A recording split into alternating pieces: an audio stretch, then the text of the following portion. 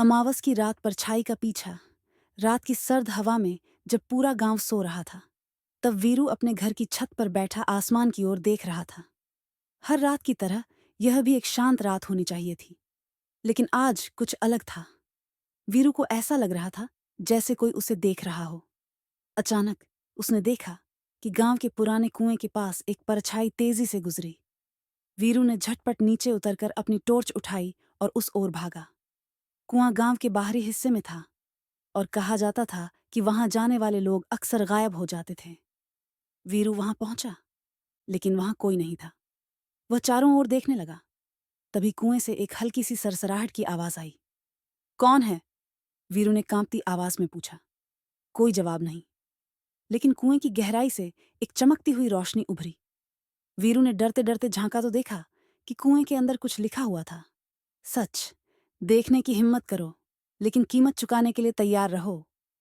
रहस्यमय किताब। अगले दिन वीरू ने गांव के सबसे बुजुर्ग व्यक्ति रामू काका को यह बात बताई। रामू काका के चेहरे का रंग उड़ गया। तुमने उस कुएं को छुआ? उन्होंने सख्त लहजे में पूछा। नहीं, मैंने कुछ नहीं किया, लेकिन वहां एक रोशनी थी और कुछ लिखा हुआ था। इसका क्या मतलब है? वीरू ने पूछा। रामू काका ने लंबी सांस ली और बोले, यह कुआं साधारण नहीं है। यह एक प्राचीन रहस्य का द्वार है। सालों पहले गांव के एक पुजारी ने इस कुएं में एक किताब छुपाई थी। कहते हैं उस किताब में इतनी ताकत है कि वह किसी की भी किस्मत बदल सकती है।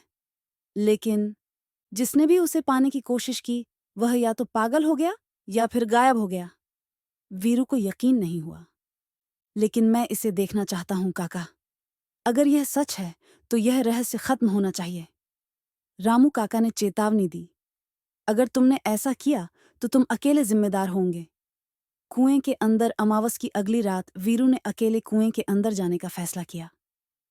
वह एक मजबूत रस्सी और अपने साथ एक लालटेन लेकर कुएं में उतरा। कुएं की दीवारों पर अजीब आकृतियां उकेरी गई थीं और ठंडी हवा की झोंकें उसे बेचैन कर रहे थे।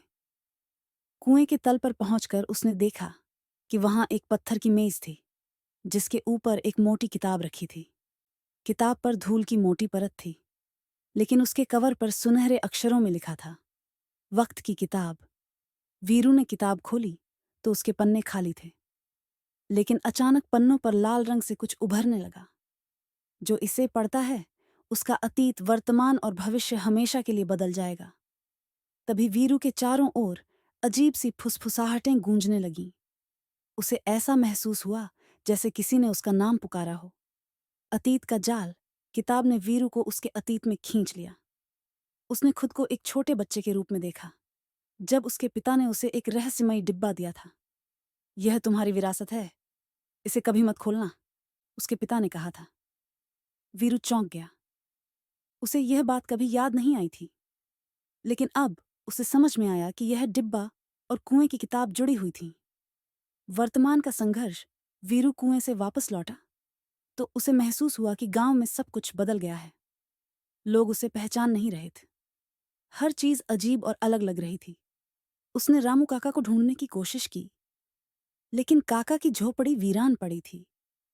उसने किताब को फिर से खोलकर जवाब तलाशने की कोशिश की, लेकिन इस बार किताब के पन्नों पर लिखा था, तुमने अतीत को छेड़ा है, अब तुम्हारा वर्तमान और भविष्य तुम्हारे नियंत्रण में नहीं रहेगा। वीरू को समझ में नहीं आ रहा था कि वह क्या करे। किताब अब उसका पीछा करने लगी थी। जहां भी वह जाता, वहां किताब के पन्नों की सरसराहट उसे सुनाई देती। अंतिम फैसला। वीरू ने आखिरकार किताब को कुएं में वापस ले जाने का फैसला किया। उसने इसे उसी जगह पर रखा जहां से उसने इसे उठाया था, लेकिन जैसे ही उसने किताब को वापस रखा, कुएं की दीवारों से अजीब रोशनी निकलने लगी। तभी रामू काका की आवाज गूंजी, तुमने सही किया वीरू, लेकिन अब तुम्हें यह गांव छोड़कर जाना होगा। यह जगह तुम्हारे लिए नहीं रही। वीरू ने गांव छोड़ दिया और फिर कभी लौट कर नहीं आया।